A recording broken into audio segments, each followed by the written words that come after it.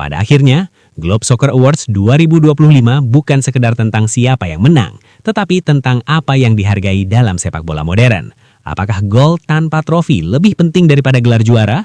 Apakah popularitas lebih bernilai daripada kontribusi tim? Dan apakah sebuah penghargaan encara Messi, encara Messi, encara Messi, encara Messi, encara Messi, encara Messi, encara Messi, encara Messi, encara Messi, encara Messi, gol, gol, gol, gol, gol, gol, gol, gol, gol, gol, gol, gol, gol, gol, gol, gol. I don't ever slow up, no I don't take shit. I got no love for the fakeness. If you wanna play tough and wanna hate this, I'll always show up. I don't ever slow up, no I don't take shit. Globe Soccer Awards 2025 kembali menjadi sorotan besar dunia sepak bola. Bukan karena prestasinya yang membanggakan, melainkan karena keputusan kontroversial yang sekali lagi memicu perdebatan panjang di kalangan fans, analis, hingga legenda sepak bola.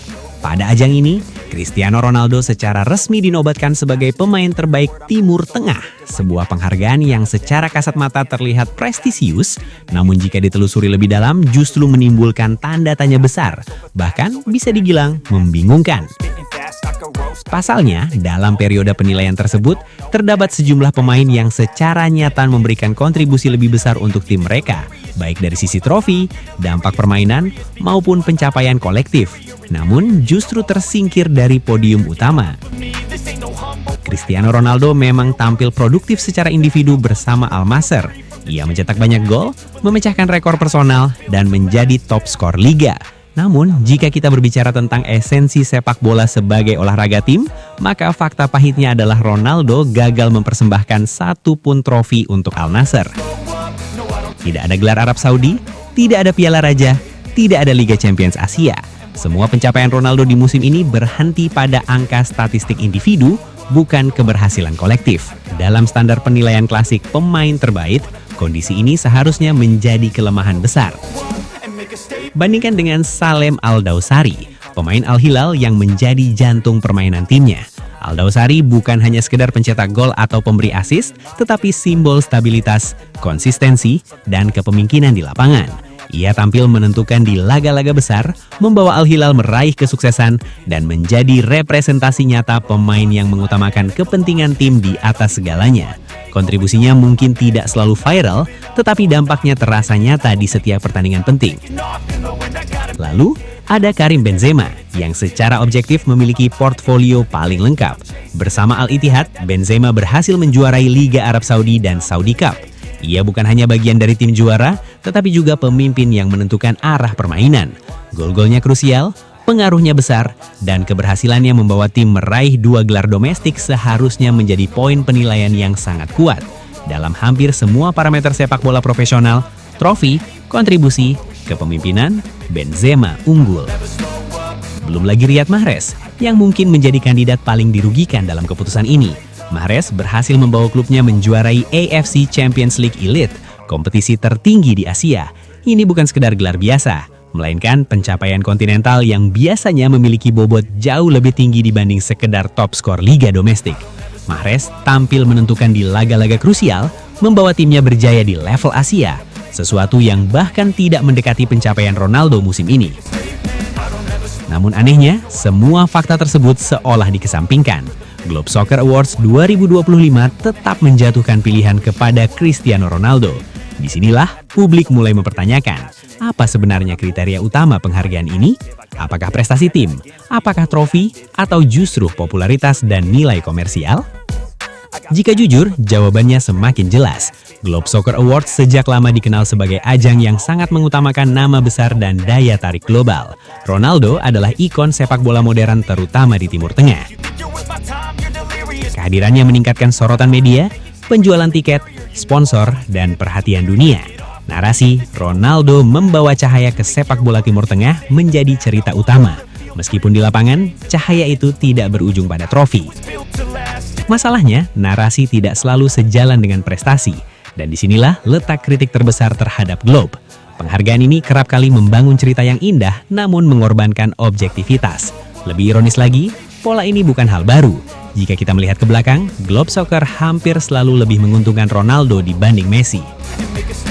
Padahal jika kita berbicara tentang statistik dan prestasi sepanjang karir, Messi secara konsisten berada di atas. Di Barcelona, PSG, hingga timnas Argentina, Messi mengoleksi trofi yang jauh lebih banyak, memenangkan Ballon d'Or, Liga Champions, Copa America, hingga Piala Dunia. Namun anehnya, dalam banyak edisi Globe Soccer, Messi justru jarang dijadikan unggulan utama. Dan tahun ini, ketimpangan itu kembali terulang. Messi menjalani musim yang luar biasa di MLS. Ia membawa Inter Miami menjuarai MLS, Leagues Cup, dan Supporters Shield. Ia menjadi top skor, MVP, dan pemain paling berpengaruh di liga. Statistik gol dan asisnya mencengangkan. Dampaknya terhadap kualitas dan popularitas MLS tidak terbantahkan. Messi bukan hanya bersinar secara individu, tetapi benar-benar mengangkat timnya menjadi juara. Namun, apa yang terjadi? Messi kembali tidak diunggulkan di klub soccer, tidak menjadi pusat narasi, tidak menjadi simbol utama penghargaan. Seolah-olah semua pencapaian tersebut tidak cukup berarti jika dibandingkan dengan popularitas satu nama besar lainnya. Dari sinilah banyak penggemar sepak bola menyimpulkan bahwa Globe Soccer Awards semakin kehilangan kredibilitasnya sebagai ajang penghargaan berbasis prestasi. Penghargaan ini kini lebih terlihat sebagai anggung komersial, tempat nama besar lebih dihargai daripada kerja nyata di lapangan. Ronaldo diuntungkan oleh citra globalnya, sementara Messi meski unggul dalam hampir semua aspek sepak bola murni, justru sering dikesampingkan. Pada akhirnya, Globe Soccer Awards 2025 bukan sekedar tentang siapa yang menang, tetapi tentang apa yang dihargai dalam sepak bola modern. Apakah gol tanpa trofi lebih penting daripada gelar juara? Apakah popularitas lebih bernilai daripada kontribusi tim? Dan apakah sebuah penghargaan masih layak disebut prestisius jika keputusannya terus-menerus bertentangan dengan realitas di lapangan?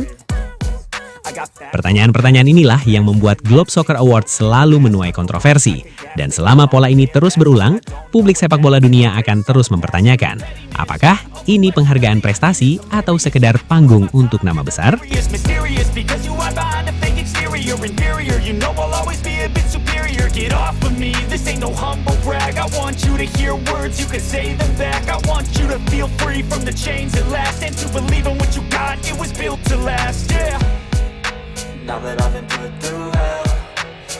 Dan itulah sahabat sepak bola, kisah sang raja dribble, sang penakluk dunia, Lionel Messi. Dan untuk kalian para pecinta sepak bola sejati, terima kasih sudah menonton, sudah mendukung, dan sudah ikut merasakan semangat luar biasa ini. Jangan lupa like, share, dan subscribe. Karena di channel Raja Piala, kita akan terus menghadirkan cerita-cerita spektakuler, fakta panas, dan momen legendaris dari dunia sepak bola. Sampai jumpa di video berikutnya. Tetap semangat, tetap mendukung idola kalian, dan ingat, di sini rajanya cuma satu, Raja Piala.